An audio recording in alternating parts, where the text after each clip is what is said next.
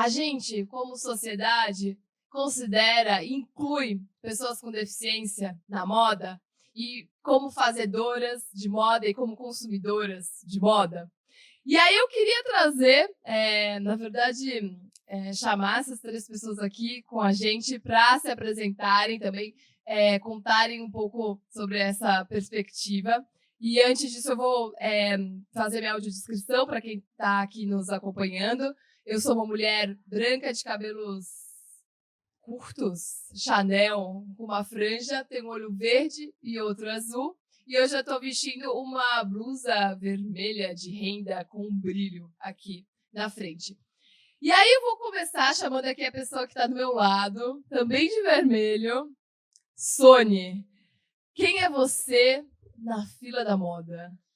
Isa, que prazer estar com você, uma pessoa que eu sempre tive vontade de conhecer e estar aqui com meus amigos aqui para discutir um tema tão importante que é a moda inclusiva. Para quem não me conhece, meu nome é Sony, eu tenho 44 anos, sou uma pessoa de pele clara, sou careca, olhos castanhos, sempre estou com um sorriso no rosto, estou vestindo uma blusa preta e uma camiseta vermelha também.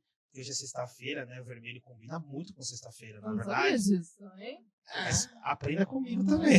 Olha. E é um prazer estar aqui e conta comigo. Eu sou formado, pós-graduado em comunicação, já trabalhei em multinacional, instituições financeiras, empresas de tecnologia, líder do movimento de pessoas com baixa visão no Brasil, através do movimento da Bengala Verde. Sou consultor de diversidade e inclusão e sou empreendedor de uma startup que inova a experiência de consumo das pessoas com deficiência. Como que é o nome da sua startup? Chama Inclue. Isso. Inclue. Seja bem-vindo, Sony. Ana, quem é você? Bom, meu nome é Ana, vou começar me descrevendo. Eu sou mulher branca, cabelos castanhos encaracolados na altura do ombro. Eu uso uma camisa de manga curta preta e um óculos rosa. Né? É um pouco maiorzinho, mais quadradinho. É um rosa bem clarinho. Bom, eu sou Ana Luísa, eu sou especialista em moda inclusiva, dou aula no Senac na área de modelagem. Comecei nesse meio da moda muito para procurar roupas para mim, que eu via que o mercado, há uns 15 anos atrás, não tinha uma roupa pensada nem para a pessoa gorda, nem para a pessoa com deficiência.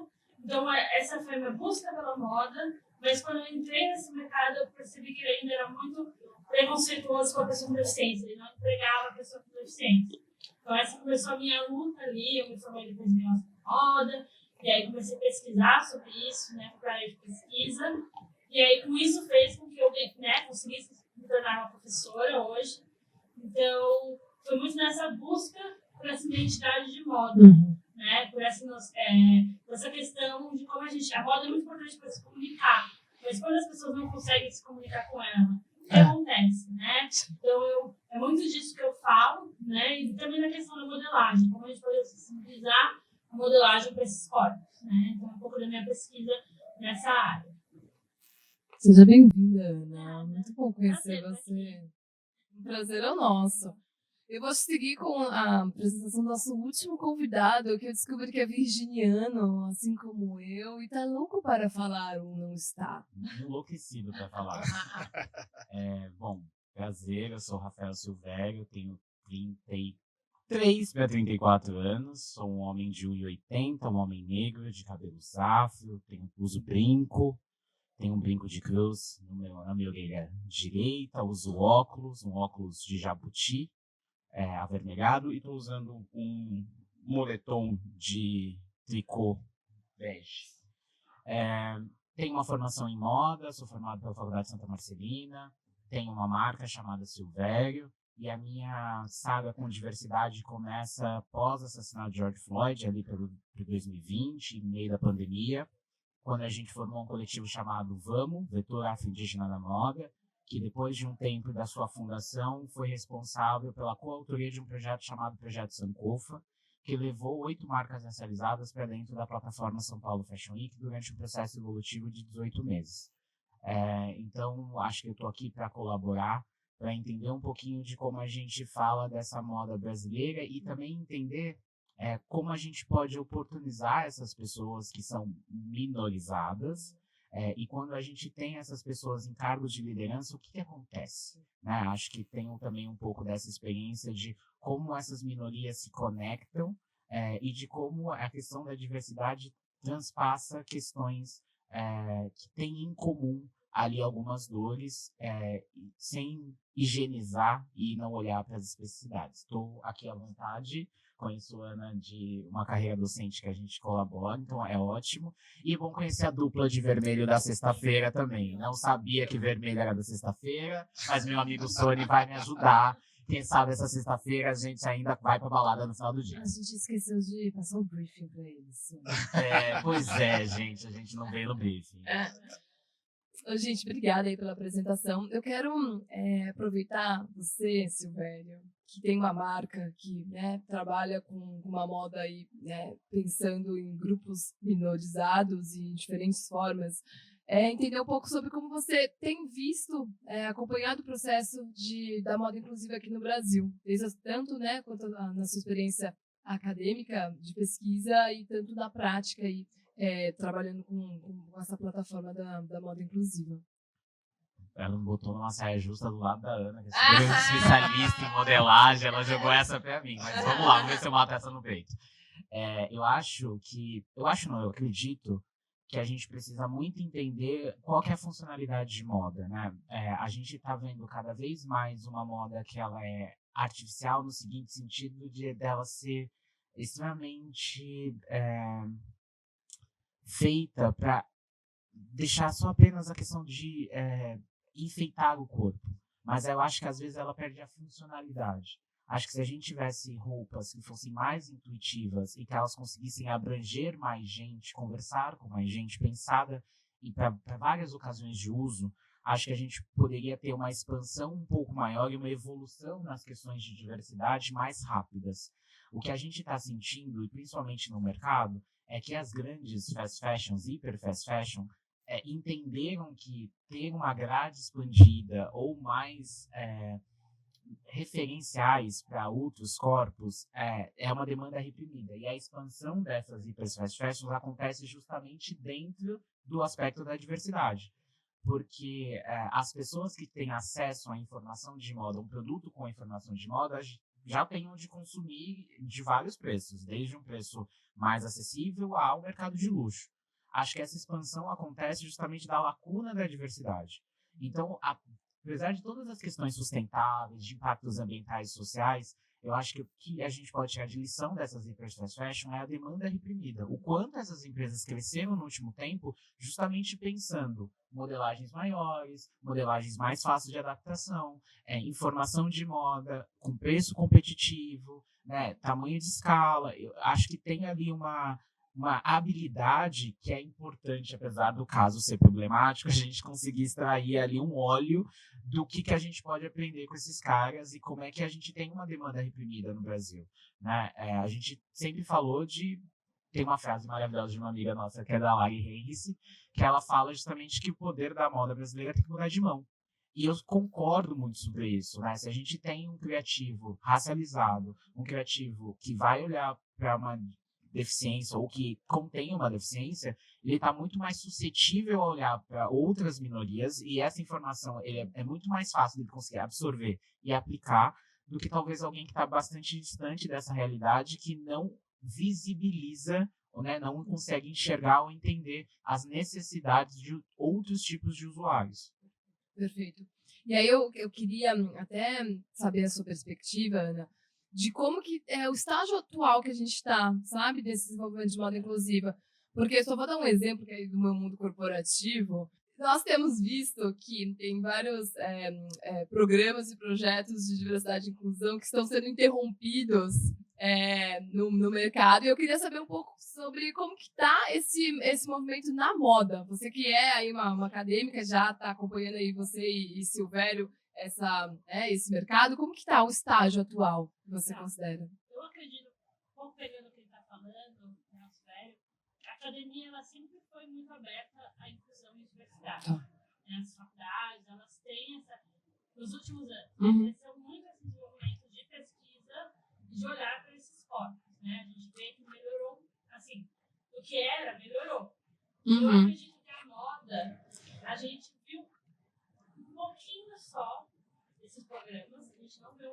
como a gente viu em empresas de tecnologia, empresas de comunicação. Eu acho que na moda a gente não teve esse grande boom, né? A gente teve alguns movimentos que aconteceram, mas que estão sendo descontinuados também. Sim. Eu acho que a maior visão disso é que quando a gente tinha a São Paulo Fashion Week, há um ano atrás, com várias pessoas gordas desfilando, dentro de pessoas com deficiência, com a última edição a gente teve 3 gordas maiores, uma pessoa só com deficiência desfilando. Então a gente vê que isso, a passarela, era o grande ponta do iceberg, né? E o que respalda é o que vem embaixo. Então, se a gente não está vendo a passarela do São Paulo Fashion Week, do Nova York Fashion Week também, uma outra pesquisadora mostrou que diminuiu. Se a gente não está vendo na semana de moda, então como estão as empresas, né? A gente sabe que não está rolando. Não está acontecendo esses programas de diversidade. Aconteceram um ou outro nessa época desse boom, né, pandêmico, que foi visto que precisava dessa necessidade, mas aí quando parece que eles viram, agora está tudo bem, né? Só que não está, porque quem lidera realmente são ainda as mesmas pessoas. Por isso que, né, contemplando aqui a fala do Silvério, por isso que quando a gente vai ver quem decide para ter uma coleção de moda inclusiva, uma coleção plus size, não é a pessoa com deficiência, é a pessoa, geralmente tem a grande maioria homem, branco, sem deficiência, tem que ir no padronizado, então ele que toma as decisões. E aí ele não sabe da necessidade desses corpos. Né? Então é necessário, sim, cada vez mais a indústria da moda ser diversa. Né? Eu acho que é o grande ponto. Quando isso mudar, aí a gente vai começar a ver mudanças. Sônia, eu queria aproveitar e saber da tua experiência com consumo de moda. O que você tem visto e achado aí do mercado da moda inclusiva?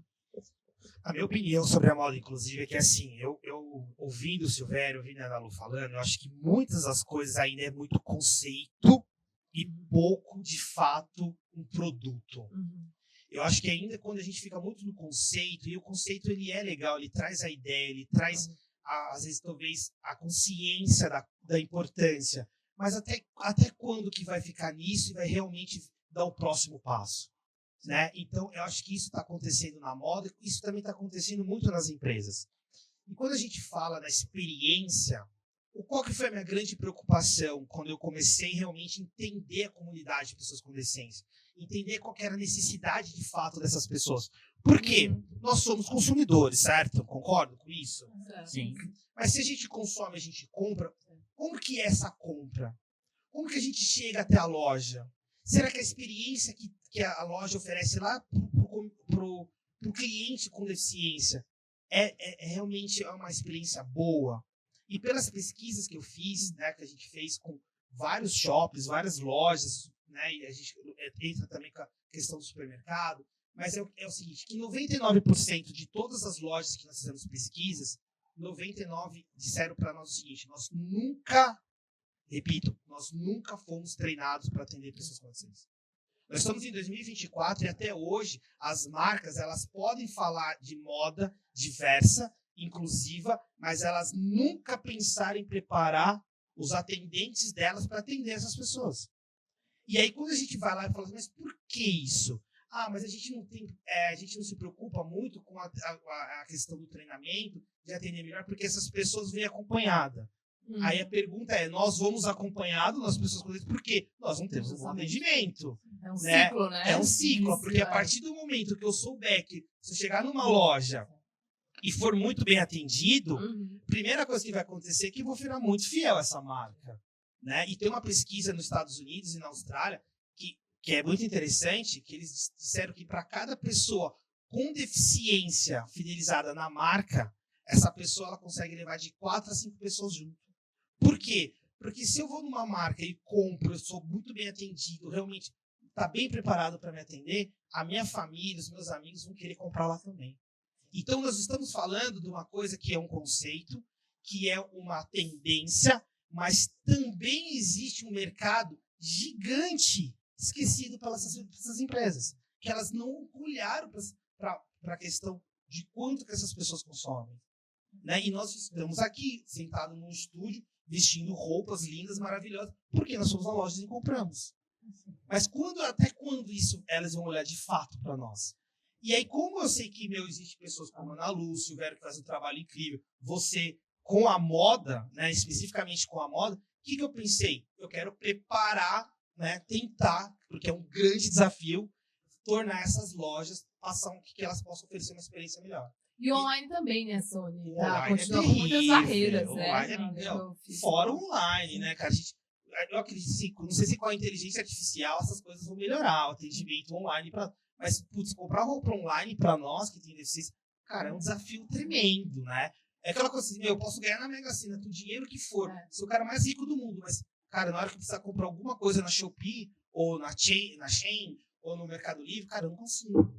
Né? É isso que eu pergunto. Como que é a experiência online pra você, como uma pessoa com baixa visão? Assim, você tem aquele problema de, tipo, coloca as coisas no carrinho e não tem dificuldade de terminar coloca a coisa no carrinho, não tem a descrição, o pagamento você não consegue colocar o cartão, porque às vezes o leitor não lê lá pra gente, ou então o campo, a gente não consegue clicar ali no campo para poder digitar as informações que precisa. Então, e aí, aquela coisa que poderia ser, sei lá, 15 minutos, se torna 1h30, 2 horas. Chega uma hora que você fala assim, quer saber? Você fecha o computador e fala assim, melhor não.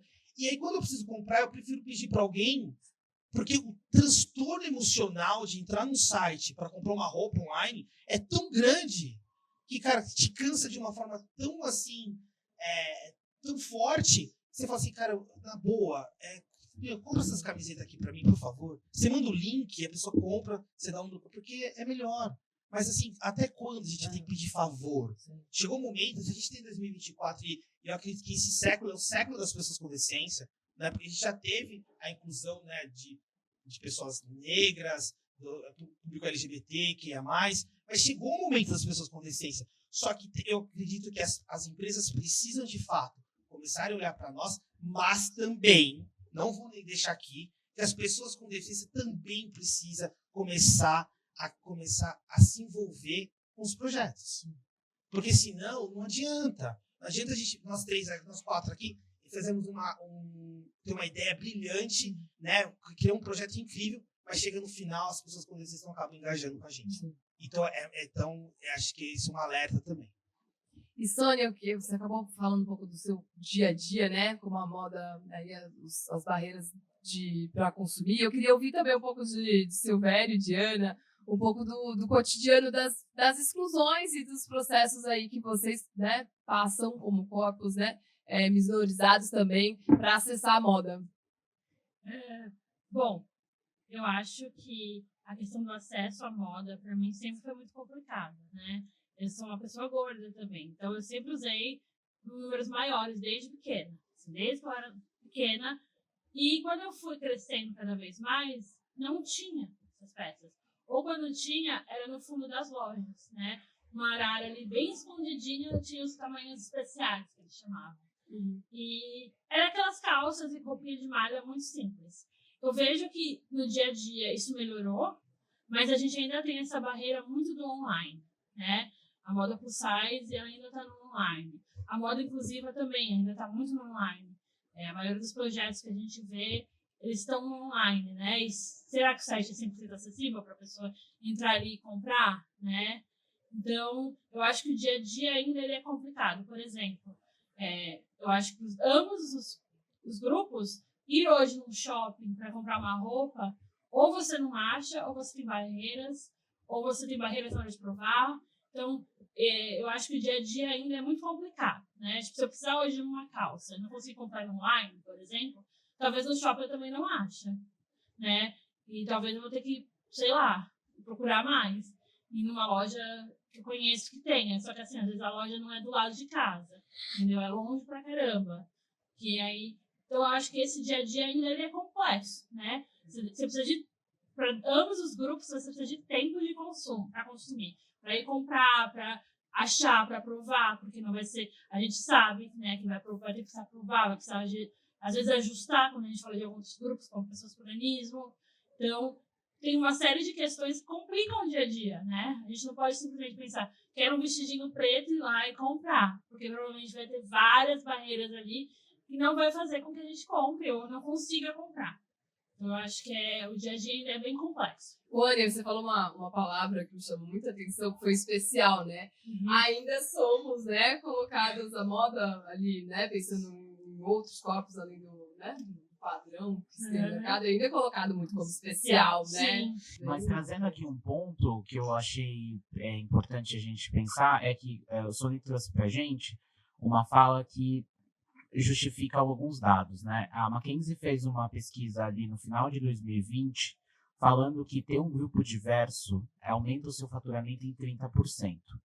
Então, vamos lá, diversidade é uma pauta no qual a gente tem 30% de faturamento no final do mês. Mas então, por que a gente tem essa dificuldade de estabelecer esses padrões para aumentar esse faturamento? Porque a gente não está falando sobre dinheiro, a gente está falando de uma crença enraizada.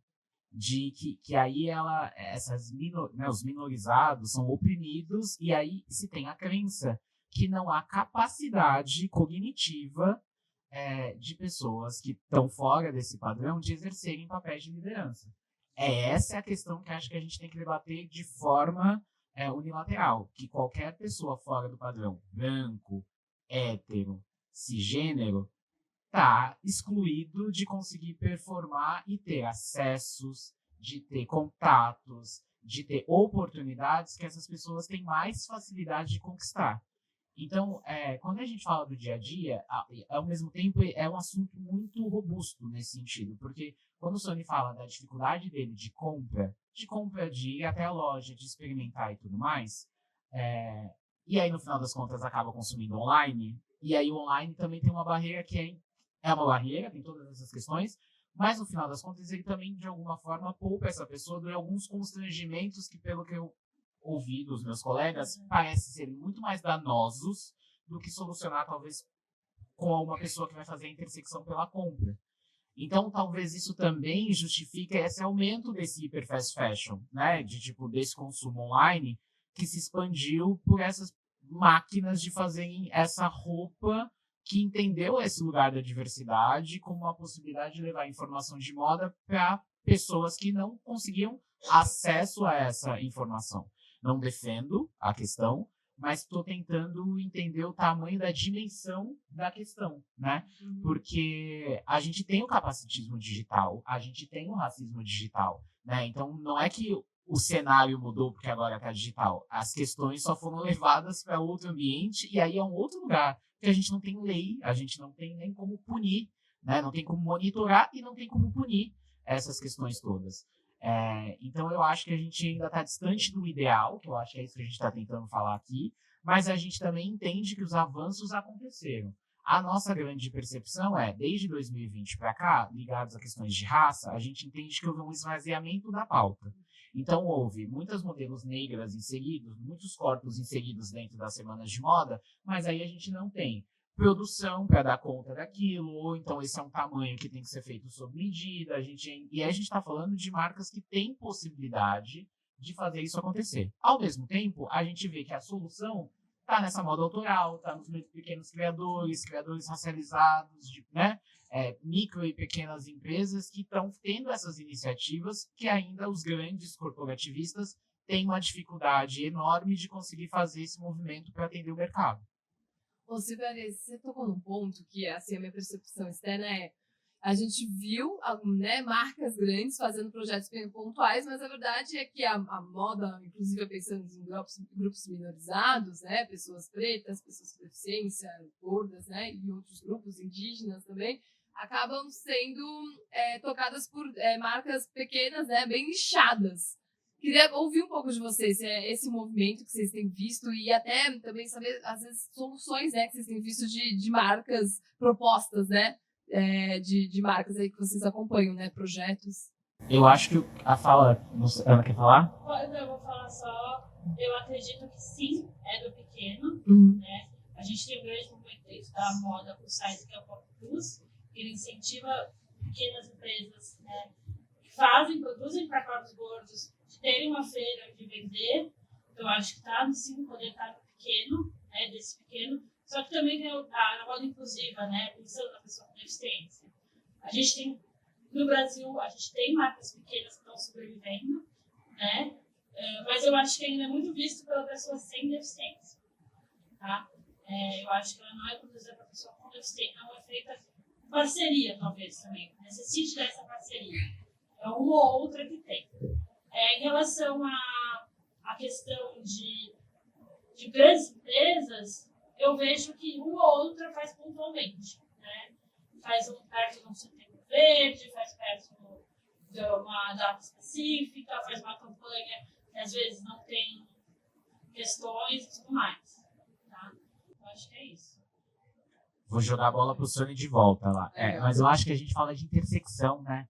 A gente tem que entender que as pessoas não são uma coisa só. E as intersecções, a Ana Lu mesmo se definiu como uma mulher gorda com deficiência. Então, isso né? A gente nem consegue falar de deficiência para uma pessoa que está fora desse aspecto, né? Desse conjunto.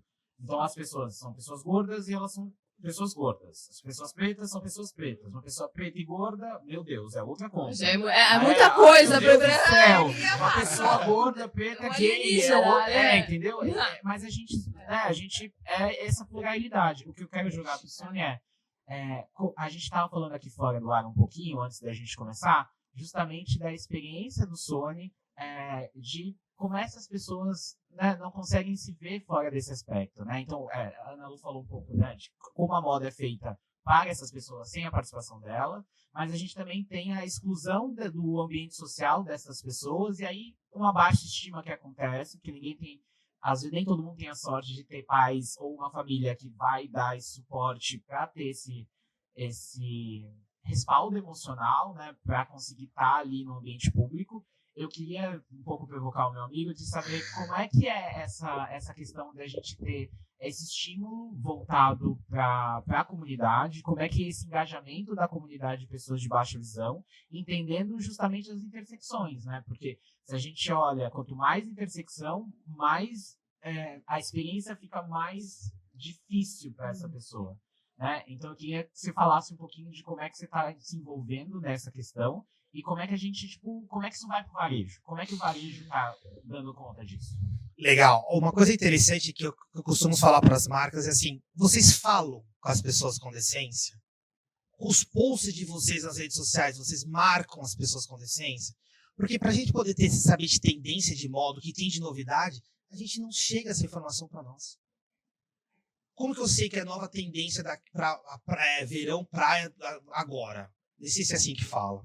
Cara, nenhuma empresa, e olha que eu tô envolvido, cara, com elas. Ninguém até agora me mandou um post ou um e-mail marketing falando como que vai ser isso. E quando chega, ela não chega inclusiva, ela não chega acessível para nós. Já começa por aí. Aí você fala assim, pô, legal, eu vou viajar no final do ano, eu vou pra praia, eu vou comprar roupa. Preciso comprar roupa. Aí você pega um transporte público que não é de boa qualidade, ou então hoje você pode pegar o Uber, você para na frente do shopping, aí você desce, aí você tem que falar com segurança. Aí o segurança fala assim, olha, eu preciso ir na loja, na C&A, eu preciso ir na Renner, ou na Marisa, e o cara fala, não, tá bom, então você aguarda um minutinho aqui que eu vou chamar um bombeiro ou um brigadista para te ajudar. Aí essa demora 10, 15, 20 minutos, aí chega uma pessoa, que fala, não, segura aqui no meu ombro, onde o senhor quer ir? Eu quero ir na Renner. Aí o cara me deixa na porta da Renner e fala assim, chegou na Renner. E quando o senhor quiser ir embora, você manda a vendedora me chamar. Aí você entra na loja, a vendedora às vezes nunca foi treinada para te atender, ela não sabe te atender, ela tem vergonha de te atender, porque ela acha que vai, alguma coisa que ela pode falar, que pode deixar você chateado, triste, e aí chega uma pessoa com uma boa vontade, aí você fala, putz, eu quero comprar uma bermuda, uma camiseta, eu quero comprar uma roupa para ir para a praia. Aí a pessoa às vezes te mostra alguma coisa, só que ela não te falou quais são as promoções do dia, ela não te falou quais são as tendências, ela não te falou o que tem de novidade, e às vezes você compra às vezes eu vou lá, comprei uma camiseta básica, uma bermuda, mas eu poderia ter saído lá com chinelo, eu poderia ter saído lá com mais roupas, né? Aí quando eu vou experimentar o vestuário lá, né, para experimentar, de pessoas com deficiência está ocupado, porque tem muita de caixa, de estoque, e aí você sai da loja, você compra o básico, mas você sai com aquela vontade de, mas eu poderia ter comprado mais. Mas você viu que o vendedor também não sabe te atender, não te ajudou a te falar as coisas que tem. E aí você vai para casa, aí você tem que chamar o bombeiro de novo, né? Aí o bombeiro te pega, Aí você fala assim, putz, será que eu vou para outra loja? Mas você já saiu tão triste da primeira, você fala, quer saber, eu vou para casa e tá tudo certo. Mas tem uma coisa muito importante que você falou aí, que eu acho que é legal a gente pensar, que isso porque você tem um perfil de homem hétero. Sim. Que sabe o que vai comprar. Porque as mulheres têm outro perfil de consumo. Exatamente. Tipo, as mulheres têm um perfil de colheita. Então elas querem olhar e falar, esse aqui é melhor que esse, para fazer o comparativo. E às vezes é uma bolsa, um acessório que tem lá na loja que a pessoa fala assim, que às vezes a vendedora não tem ideia que as mulheres usam. Eu achei engraçado na sua experiência, você falou, eu quero comprar uma bermuda, mas tem muitas pessoas que saem de casa sem saber exatamente o que querem comprar, né? Tipo, isso porque você ainda estava definido com um objetivo, eu vou comprar uma bermuda, mas tem muita gente que entra dentro das lojas, principalmente de departamento, procurando uma roupa pra festa, mas não sabe se é um vestido, se é uma saia. E a gente corre o risco, Silvério, de ir até a loja, não gostar e voltar sem comprar. Só que, cara, o trabalho que dá de chegar até uma loja, às vezes você fala assim, pô, será que eu tô com um pique de sair daqui para um outro lugar ver?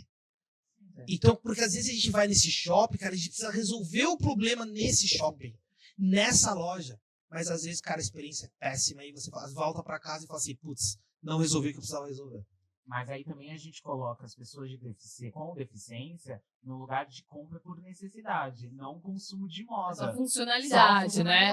Exato. Porque a moda também tem esse lugar do se enfeitar, do adornado, achei bonito, não achei.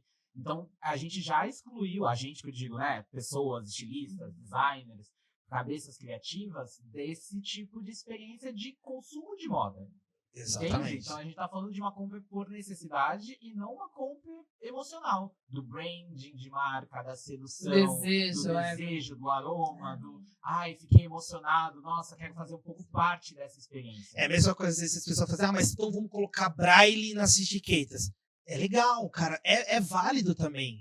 Mas lembrando que a grande maioria das pessoas com deficiência visual no Brasil não sabe o braille.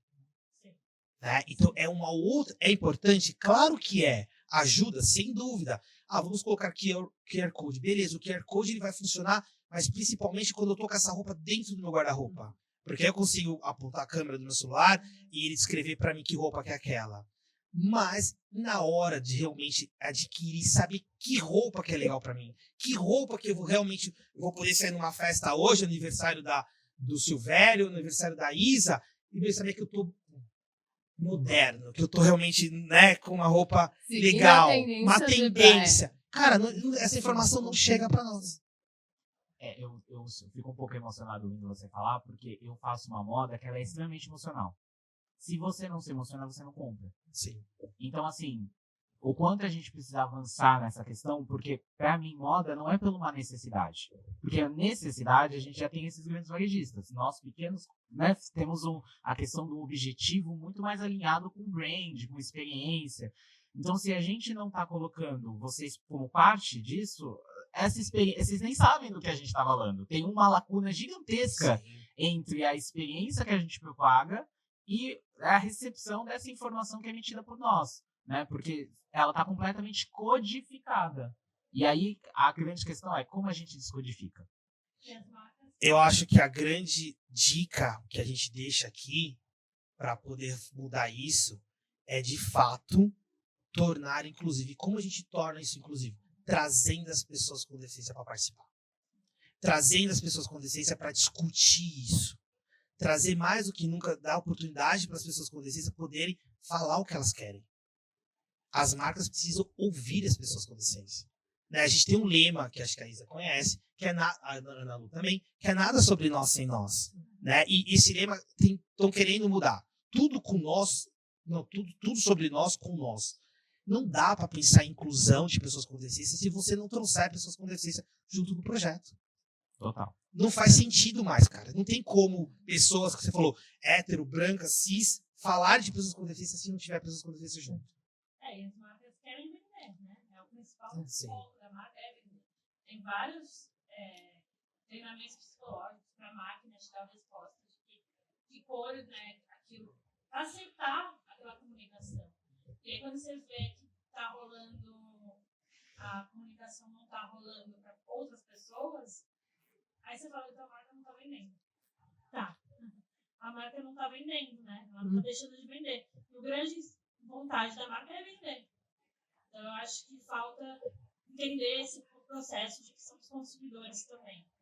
Produtores consumidores, né? Ana, queria saber um pouco, se você puder explicar para a gente a sua deficiência e também, já você como uma educadora, contar para a gente como que você vê o papel mesmo da educação na sensibilização sobre a moda inclusiva, você aí trabalhando e lidando com estudantes, né, e com pesquisadores e pesquisadoras, como que você vê a educação? Tá. Bom, a minha deficiência é uma síndrome rara chamada Carpenter, e ela é praticamente uma malformação óssea, né? Todos os meus ossos são diferentes.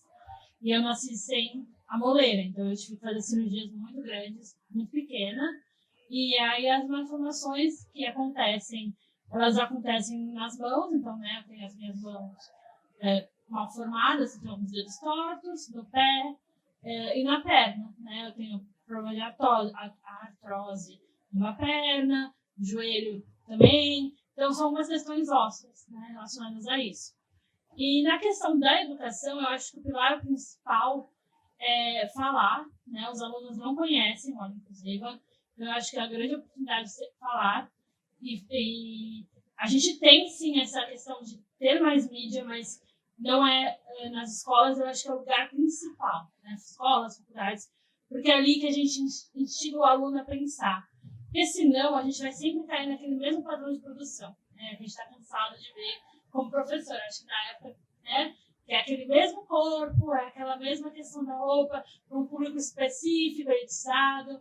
Só que não, a moda já tem muito disso, né? Então a gente precisa, sim, a educação principal dela é a conscientização, é falar sobre, né, e questionar e mandar eles produzirem também, né?